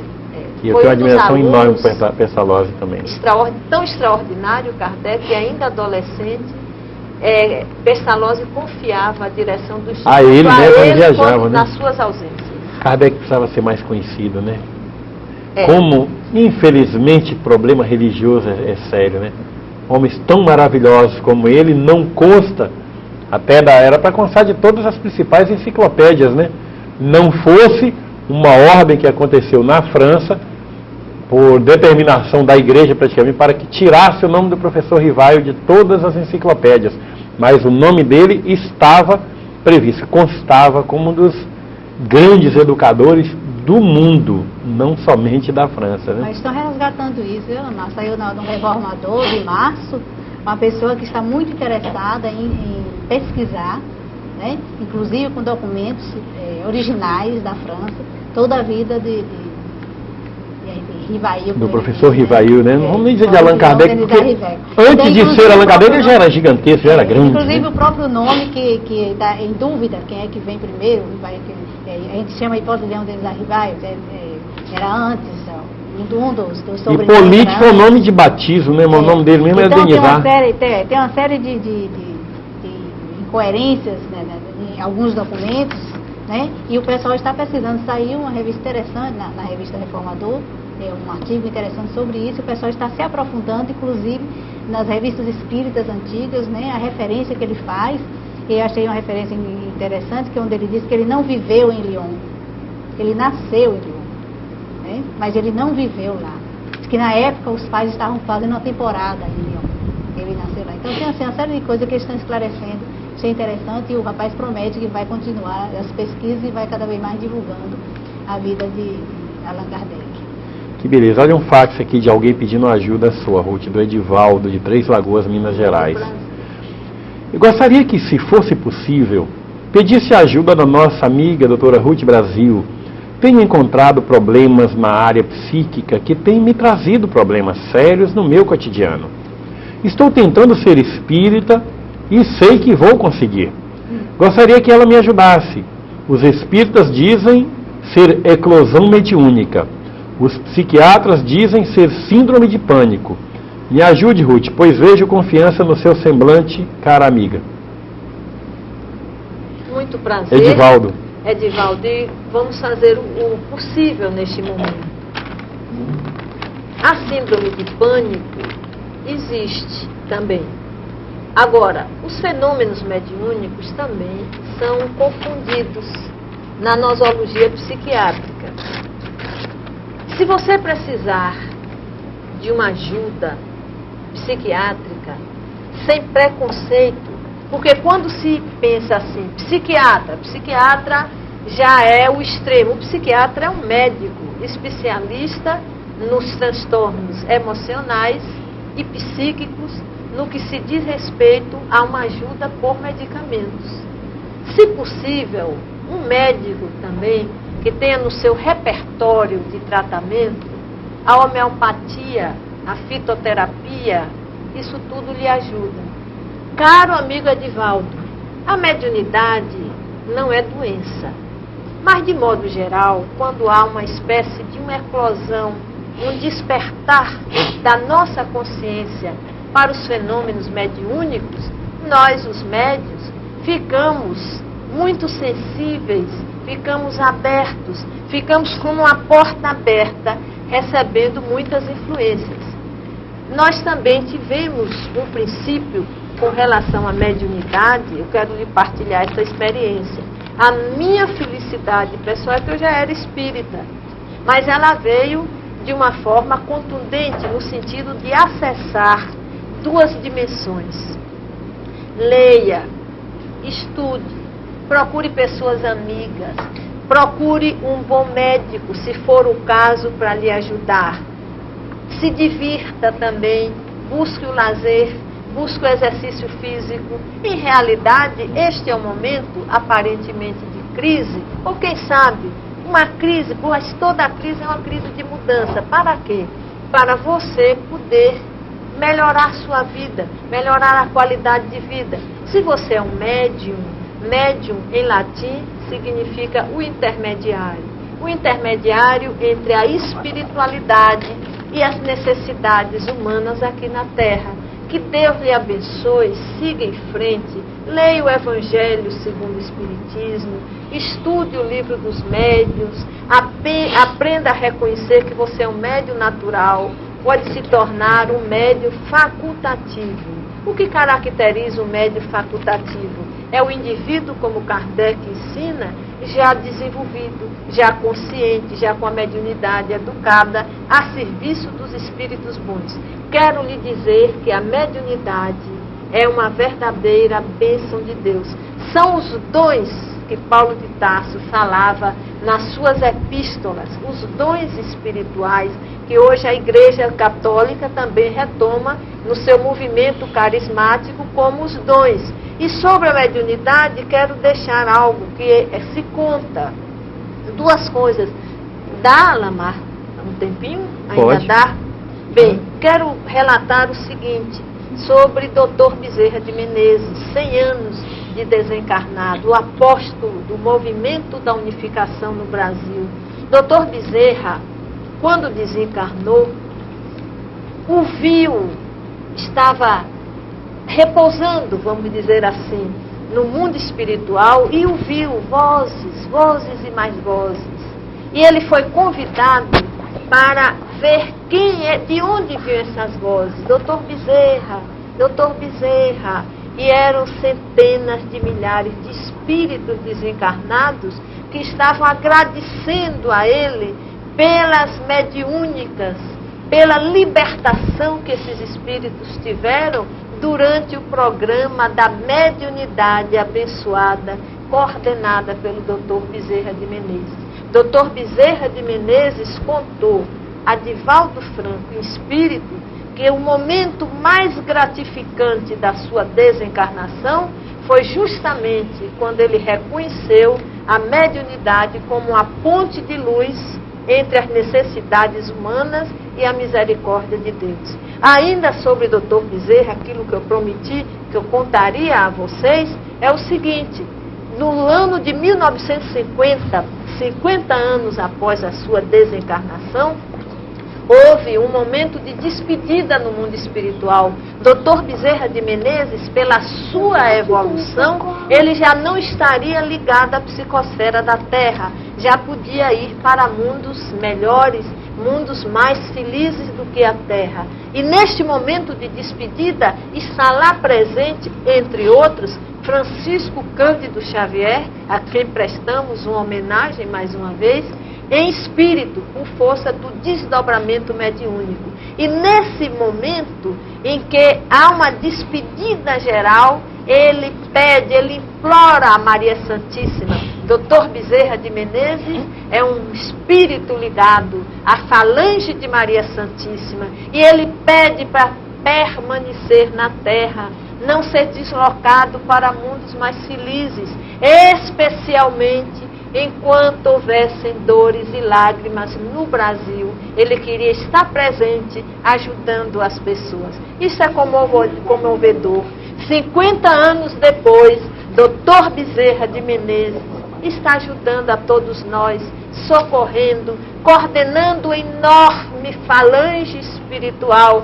Nesse momento que se desloca, inclusive, Alamar, os espíritos ligados à África, à Europa e ao Brasil com relação à escravidão, aqueles que têm a culpa ainda e o ressentimento de terem sido escravagistas ou escravizadores, aqueles que ainda sofrem os traumas do ressentimento da escravidão, estão sendo deslocados aqui para a Bahia, a fim de que neste ambiente de fraternidade da Conferência Espírita Brasil-Portugal, quando povos da África, povos da Europa, no caso o português, povos das Américas e brasileiros, nesse momento de imensa confraternização, essa confraternização que é até difícil de se entender fora do Brasil, especialmente na Bahia, o baiano é muito caloroso.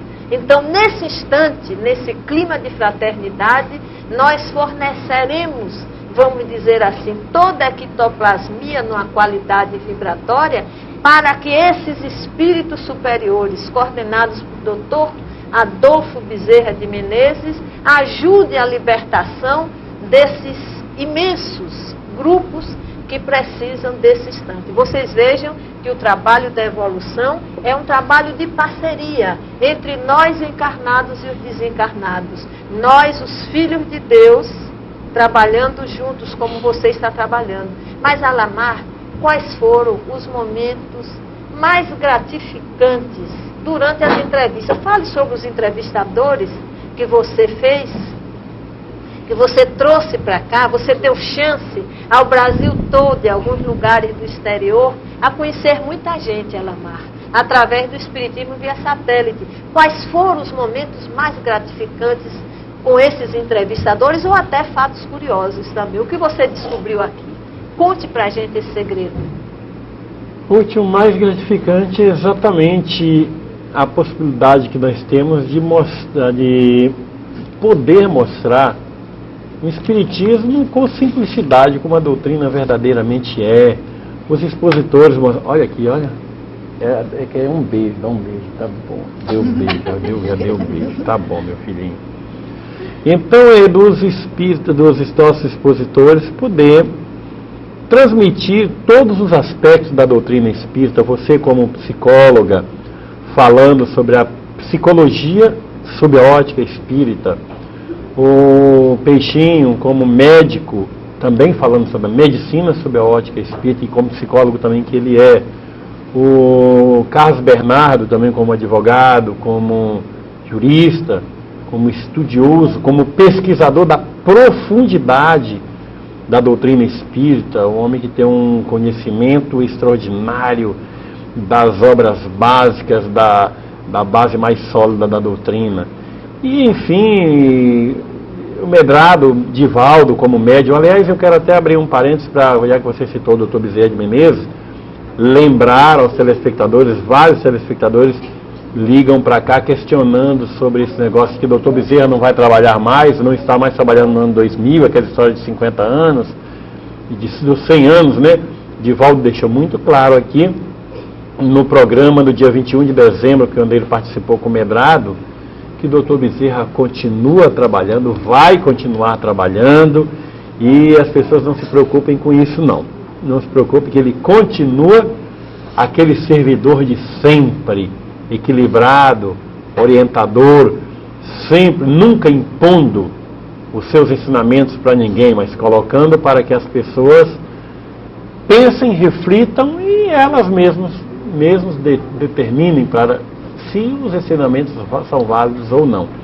E esses momentos de felicidade que são trazidos pelos nossos telespectadores, é tão bom, Ruth, é tão bom receber telefonema de alguém no Brasil que diz o seguinte: eu tinha uma ideia totalmente diferente do Espiritismo. Mas eu também pergunto sobre os entrevistados. Pois é. Como é, com os momentos curiosos com os entrevistados, as descobertas, né, o vínculo de amizade. Ah, meu Deus do céu, como entrevistados para mim tem sido uma verdadeira universidade aqui com vocês, porque tem alguma coisa que você coloca aqui, eu fico pensando, puxa, eu vou dar uma olhada, eu vou dar uma pesquisada em casa, porque em casa eu tenho livro que não acaba mais, né? Tem muitos livros, várias enciclopédias, várias coisas. Puxa, eu vou dar uma estudada, eu vou dar uma olhada nessa coisa que o Ruth falou, que é muito interessante.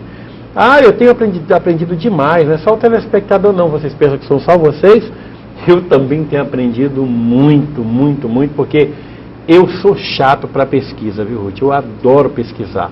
Aliás, a minha formação como analista de sistemas é mais na área de pesquisa, de estatística. Tem alguma coisa que parece que é uma mania. Eu não admito nada, nenhuma verdade, se eu não for buscar a profundidade, profundamente, eu tenho que pesquisar. A responsabilidade de examinar, não aceito, não admito conclusão nenhuma tirada na base do disse-me disse. Eu quero aproveitar, eu já disse isso mais uma vez, quero passar para o meu telespectador, aquela pessoa que eu sei que gosta de mim. Nada de tirar conclusões, você achar como verdade agora porque a Alamar disse. Eu não digo nada, eu não tenho verdade nenhuma. Não tenho verdade, não. Coloco coisas, use como alguma matéria-prima, junte, tempere com o que você conhece, com o que você vai ver no livro, e é você que vai tirar a conclusão sobre a verdade. Todo aquele que diz que tem a verdade já está em desequilíbrio. Então eu estou aprendendo toda hora, todo momento, com esses entrevistados maravilhosos como você. Eu aprendi muito com você. As suas colocações, por exemplo, quer ver uma coisa? O Adenauer esteve aqui, Adenauer é um psicólogo, você também é uma psicóloga. Adenauer me colocou uma coisa e você me colocou uma coisa um pouco diferente. Eu falei, eu tenho que pesquisar. Eu tenho que pesquisar. A respeito, por exemplo, da relação Jung-Freud. Eu não sou estudioso disso. Eu passei 8 anos em faculdade, mas não quis concluir nenhuma. 4 de engenharia civil, 2 de administração e 2 de direito. 4. Mas não quis. Criava uma confusão desgraçada na universidade. Meu Deus, era muito confuso. Eu não admitia, Ruth. Eu fui praticamente expulso da faculdade de engenharia pelo seguinte: eu estava na sala de aula, chegou um professor, logo com o quê? Com matemática. Brincar com matemática, que modéstia à parte, essa eu seguro. Matemática, física e ciências exatas é comigo mesmo. Tentou colocar uma tese no quadro negro e querendo impor aquilo como verdade. Eu falei, está errado. Quando eu falei, está errado, aí foi toda a turma contra mim. Que estúpido para querer discutir com o professor. Falou, está errado, eu comprovo. A tese está absurda. Aí o professor entrou num processo já de irritação, porque eu teimava que aquilo estava errado, não podia aceitar, não poderia admitir. Aí no dia seguinte, ele me expulsou de sala de aula, me botou para fora da sala. E aí eu fui mostrar a tese, eu tinha uma escola preparatória para as escolas militares, e eu dava aula de matemática e de física. Você foi militar, não foi? Eu fui militar, antes eu fui militar, me formei com 18 anos na Escola de Aeronáutica em Guaratinguetá e fui para Belém. Novinho, sargento novo, 18 anos de idade apenas, né? E eu ensinava exatamente matemática e física. Eu consegui a aprovação de 100% de uma turma que eu preparei para a escola, que não conseguia a aprovação nem de 2 alunos por concurso. E então eu estava naquela empolgação, e eu mostrei a tese, eu tinha um mimeógrafo, mimeografei todinho, provei, saí distribuindo na universidade todinho, comprovando que ele estava errado. Quer dizer, na sua arrogância ele terminou ficando numa situação ridícula.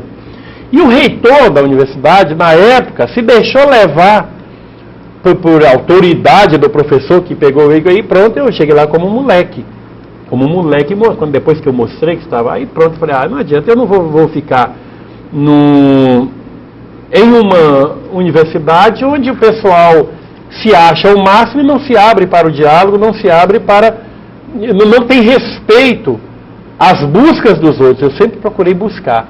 E a partir daí eu passei a entrar num vício de buscas tremenda. Eu vou buscar. Então quando a Adenauer me disse, Ruth me falou, peraí, são 2 mestres na área. É a área deles. É a área Jung e Freud não faz parte do meu métier. Eu falei, eu vou dar uma olhada. Aí quando eu fui buscar, hoje eu já tenho uma posição. Aí eu gastei uma nota, fui comprar livros sobre o negócio de história de Freud, de Jung. Fui estudar aquela viagem dele para os Estados Unidos em 1906, dos 2 juntos. Por que eles fizeram a viagem? Quais eram os interesses de Freud para convidar o Jung? Na realidade, eu já descobri um monte de coisa interessante, entendeu? Freud queria... Foi um que era o Ronaldinho da época que estava surgindo ali, né? Aí foi para lá, até 1913, né? Aquela amizade dele que se terminaram em 1913. O porquê que acabou... Mas eu tive que fazer minha busca. Eu não poderia tirar uma conclusão. Eu gosto mais de Adenauer, eu vou ficar com a posição de Adenauer. Não, eu gosto mais de Ruth, eu vou ficar com a posição de Ruth. Então eu teria que buscar. E eu acho que é isso que as pessoas têm que fazer. Tem que fazer as suas buscas. Eu lembro que quando eu comecei a fazer palestras espíritas lá em Belém, eu tinha um cidadão, um verdadeiro orientador chato até o extremo, chamado Jacinto Brito, Ruth. Um homem filósofo, ele estuda muito Ouspensky, Gurdjieff. Ele é aquela pessoa que, calma, Jacinto está dando tranquilidade. E eu costumava, na hora de fazer minhas palestras, eu chamava o Jacinto, como cansei de chamar o Hélio Pinto para ver o que achava, né, das minhas palestras, eu chamava o Jacinto. Eu preparei uma palestra. Mas, menina, aí comecei, como diz Joana de Ângeles no seu livro Plenitude, a página tal, não sei o quê. Como diz Emmanuel e tal, e comecei a dizer. E como diz André Luiz no Evolução em 2 Mundos e tal. Aí fiz uma palestra que a plateia achou o máximo.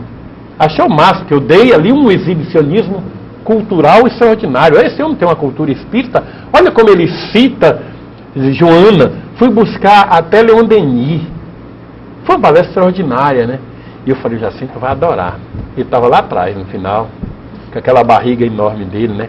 Aí pronto, o pessoal, olha, que maravilha, que beleza de palestra todo mundo. E eu crente que estava abafando. Aí depois eu cheguei para ele no final, que tal, Jacinto, como é que foi minha palestra? Mas eu perguntei como é que foi, já certo que ele ia dizer, excelente, maravilhoso, você foi fantástico. Ele me olhava assim de cima para baixo. E ficava com aquele silêncio, né? Que deixa a gente nervoso, Ruth, né? Ele como disse Joana de Anjos, em plenitude, página. E me olhava assim com aquele silêncio, como diz André Luiz, foste buscar a evolução em 2 mundos, né? Puxa, até Leon Denis, tal e tal e tal. E de repente ele me disse o seguinte: estes vultos que você acabou de citar, eles fizeram as suas buscas. Eles disseram, baseados no seu sacrifício de buscar as teses que defenderam. E quando é que você vai fazer as suas buscas para dizer você mesmo e deixar de ser macaco de imitação dos outros? Foi uma das palestras mais horríveis que eu já vi até hoje. Tenha personalidade, aprenda a ser você mesmo. Aí eu cheguei à conclusão, eu falei, mas esses valores, e os valores deles, tem valores, claro, mas utilize para você ter solidez na sua fé, ter segurança no que você diz. Não decore, não faça palestras decoradas, porque isso é ridículo. O exibicionismo cultural é uma das coisas mais insensatas que alguém pode fazer. Mas, menina Ruth, eu fiquei chateado com o Jacinto. Depois, quando eu cheguei em casa, botei a cabeça no travesseiro e percebi como ele tinha razão, como ele tem razão. Então é aí que eu vou correndo atrás, vou buscando. Às vezes a gente adota algumas posturas que parecem, em princípio, agressivas, parecem, em princípio, intolerantes, presunçosas, mas na realidade, Ruth, é muito desconfortável para a gente ter certeza de uma tese, a gente ter buscado, ter pesquisado, ter ido lá comprovado, tese às vezes até que compraria aquilo que a gente achava antes, sem ter certeza, e não ter acreditado na primeira, não, eu não posso acreditar que eu devo ter errado de alguma forma na pesquisa, eu vou pesquisar de novo, e tem certeza que a coisa é daquele jeito, não é mais ou menos daquele jeito, não, é exatamente aquilo. Aí alguém teima, baseado num ouvir dizer. A gente sabe que aquela pessoa não fez aquela pesquisa, ela não se aprofundou naquilo, ela não misturou aquele limão com aquela água, com aquele açúcar para dar limonada. Ela acha, porque ouviu dizer que limão com água e açúcar dá limonada. E as pessoas teimam e querem impor aquelas... Aí eu entro num estado quase que incontrolável. Eu falei, mas meu Deus, mas não é possível, está na cara, a coisa é dessa forma, desse jeito. Então é por isso que eu procuro falar com tanta veemência. Por isso que eu sou muito Hernani Guimarães Andrade, sabe, Ruth? Eu sou muito, porque aquele homem, ele não coloca nada, nenhum conceito, sem antes fazer uma busca, uma pesquisa profunda. Eu acho que é por aí, gente. É aí que eu acho que o Espiritismo é essa doutrina. Quando alguém diz, o trabalho mediúnico, o mentor da casa diz isso, eu falei, que mentor? Diz o quê? Ensina o quê? Manda o quê? E qual é a origem desse mentor? Mentor diz, não, você não é obrigado a aceitar a orientação nenhuma de mentor nenhum. Questione com ele. E se ele criar casa porque você está questionando, abandone, porque ele não serve para mentor coisa nenhuma. Mentor que é mentor não cria casa para ninguém. Então, Ruth, são essas coisas que levam, eu não sei do ponto de vista psicológico, se isso é sensatez ou se isso é algum distúrbio ou algum desequilíbrio. Bem, do ponto de vista psicológico, há uma coisa também interessante. Em primeiro lugar, você como aluno, né? há profissões, se você tivesse entrado, se já houvesse uma disponibilidade de cursos sobre comunicação de massa na época, sobre a televisão, como fazer televisão, como produzir programas, você seria um aluno entusiasmado e integraria o direito por causa da legislação, integraria a administração, integraria a análise de sistema, integraria a ciência da comunicação, da engenharia também, etc, etc. Não havia na época, não é? Há muitos alunos que gostariam que houvesse uma outra faculdade, já um outro curso para ele. Agora, buscar o conhecimento como autoconhecimento é uma obrigação nossa. A busca. As pessoas são referenciais. Joana de Ângeles, André Luiz, etc., todas são referenciais, são espíritos, sem dúvida, referências de cada um de nós, mas você faz muito bem. Agora, eu ainda tenho uma pergunta curiosa para lhe fazer, que eu sempre tive essa curiosidade. Em que momento você percebeu que o espiritismo via satélite seria viável? A viabilização de uma televisão via sinal da Embratel, por exemplo. Quando foi? Enquanto não houvesse ainda uma emissora de TV espírita. Quando eu comprovei que muitas pessoas gostariam de ir à casa espírita, ao centro convencional, aquela casa, aquelas 4 paredes que tinham palestra, mas encontrava a barreira da própria família católica tradicional ou protestantes, famílias essas que censuram, porque infelizmente há muita gente que cobra demais, que patrulha a vida de familiares. O que você está lendo? Você está andando com quem? Que programa de televisão você está vendo? Você estava telefonando com quem? Onde é que você foi? Olha, eu soube que você foi no centro espírita. Aí essas pessoas, às vezes, para não causarem um desgosto a um pai, uma mãe, e principalmente a um avó que está para morrer, e fica naquele dilema. Se morrer, vão dizer que morreu por desgosto por minha causa, porque me viu no centro espírita. Quando eu percebi a incidência disso, o quanto isso era grande, eu falei, o único jeito é eu entrar na casa dessas pessoas.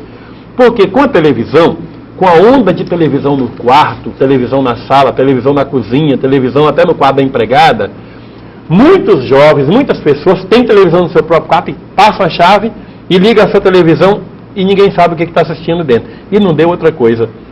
Um número enorme dos nossos telespectadores aqui do programa assistem televisão trancados no quarto, com medo de retaliações da própria família. Mas você percebeu que via satélite e Embratel dava certo? Não, via Embratel dava certo pelo seguinte, porque eu não sei se você sabe, mas eu fui a primeira pessoa no Brasil, não só no segmento espírita, a fazer um programa de televisão usando a TV executiva da Embratel. Hoje tem números aí, não tem nem espaço mais na Embratel.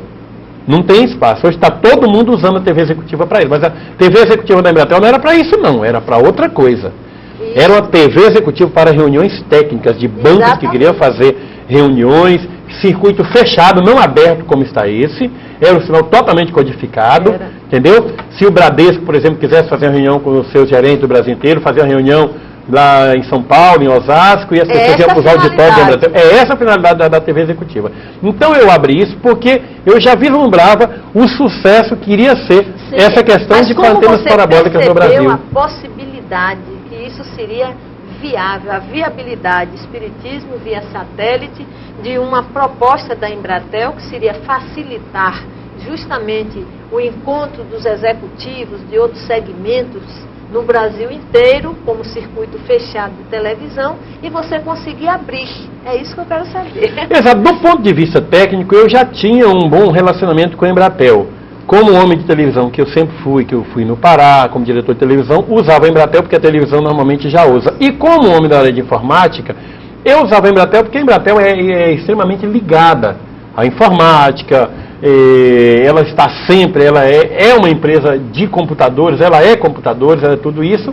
Então, aí uni o útil ao agradável, pensei, bom, a minha determinação em divulgar a doutrina espírita tendo um instrumento, eu vou usar o instrumento. Principalmente quando eu percebi a preocupação de Kardec, que a doutrina era para ser divulgada, ainda mais a recomendação de Emmanuel. Quando eu cheguei em Emmanuel e tomei conhecimento de que a maior caridade que pode fazer com a doutrina é a divulgação, falei, é por aí.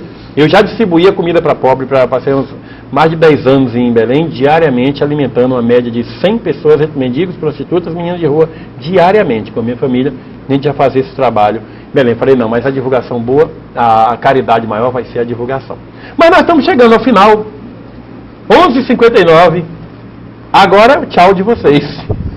Edinória. Bem, eu gostaria de deixar para todos os telespectadores o nosso carinho e o nosso convite para a Conferência Espírita Brasil-Portugal, que vai acontecer de 16 a 19 de março. E, acima de tudo, que nós possamos estar presentes, confraternizando, com esse sentimento de amor, com esse sentimento de fraternidade, com esse sentimento de união. Amor e união, base da ação espírita para o século XXI, é o tema da nossa conferência. Todos estão convidados, estejam presentes. E muito obrigada. O seu tchau, então, Riti? Bem, o meu tchau é desejar a alegria da paz, mais uma vez, neste carnaval. E ler somente, é rapidinho, Brasil, o mundo a escutar-te, pergunta hoje o que é, a terra da minha vida, responde às nações de pé. E no final, a última estrofe de um poema de Castro Alves, pela psicografia de Chico Xavier, levanta o grande futuro, ergue tranquilo e seguro a paz nobre e varonil. A humanidade que chora, clamando, Senhor, e agora? O Cristo responde. Isso é Castro Alves, né? Castro Alves. Brasil. Cara, dele, né? Então, o Brasil tem um grande futuro, uma responsabilidade imensa nesses 500 anos de Brasil, que nós tenhamos orgulho de sermos todos brasileiros. E o Brasil é o coração do mundo, é a pátria do Evangelho. Paz e alegria para todos. E esse momento foi um momento único, né? Que é o Pinga Fogo, um dos momentos em que a televisão abriu as suas portas para entrevistar Franciscano Xavier. Oi, que maravilha. E eu quero dizer à telespectadora Ana Augusta Novaes Miguel, de Prata, Minas Gerais, que eu recebi o seu fax também, mas só que está sem o seu telefone aqui no fax. Se pudesse mandar outra com o telefone, seria bom para a gente entrar em contato com a senhora. Ela está interessada em ir para Miami também, no Congresso Espírita dos Estados Unidos. Obrigado, Brasil. Domingo que vem estaremos aqui com mais um programa Espiritismo via satélite, ao vivo para todo o Brasil. Obrigado pela atenção, pelo carinho, muita paz. Até domingo. Paz.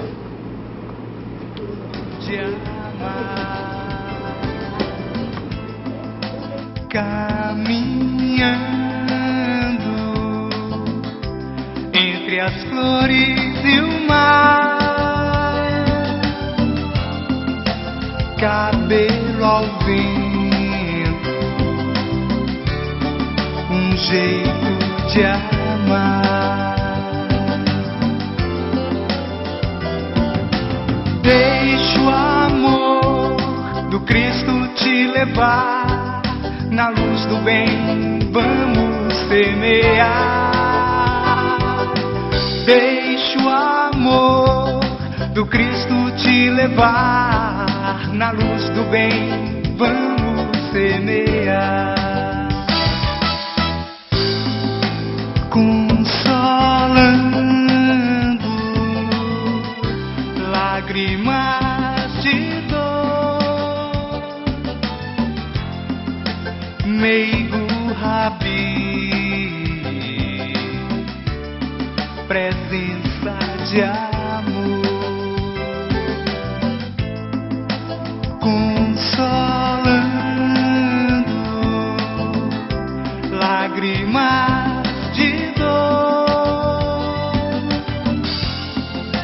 meigo Rabi, presença de amor.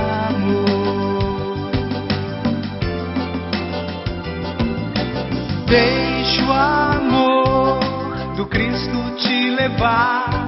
Na luz do bem vamos semear. Deixa o amor do Cristo te levar. Na luz do bem vamos semear.